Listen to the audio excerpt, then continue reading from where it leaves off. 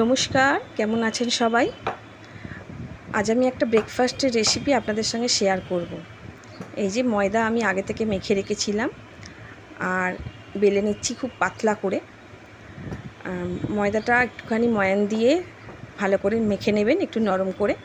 আর একটা পুর দেব, এটা চিকেনের পুরও হতে পারে, তবে আমি চিকেনের পুর দিইনি, আমি ডিম দিয়ে করেছি এটা। পেঁয়াজ আছে, কাঁচা লঙ্কা আছে, ধনেপাতা আছে, আদা রসুন কুচো আছে।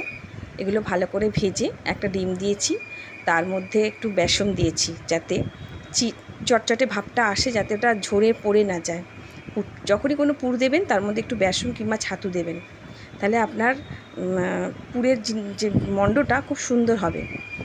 তো পুরটা রেডি করে এরমভাবে পুর দিয়ে এবার ভাজছি। আগে এটাকে ভালো করে কড়ায় ননস্টিকের প্যানে বা ননস্টিকের কড়াতে করে ভালো করে সেঁকে নেবেন এদিক ওদিক। তারপর ঘি কিংবা সাদা তেলে ভাজতে পারেন, আমি সাদা তেলেই ভাজছি। খুব অল্প তেলে এটাকে ভাজবো, আপনারা ডুবো তেলে ভাজতে পারেন, তবে আমি এটা অল্প তেলে ভাজবো।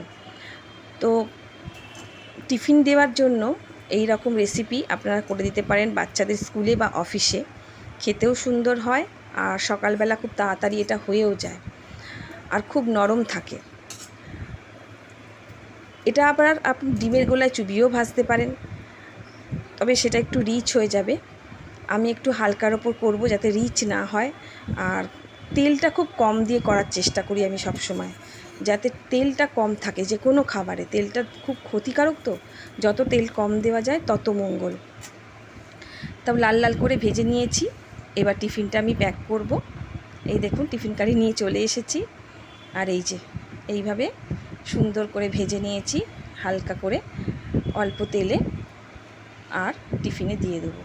তো টিফিনে এই রকম খাবার হলে বাচ্চাদেরও ভালো লাগে, বড়োদেরও ভালো লাগে। আপনারা বাড়িতে এরকম টিফিন বা জলখাবার ট্রাই করতে পারেন। নমস্কার।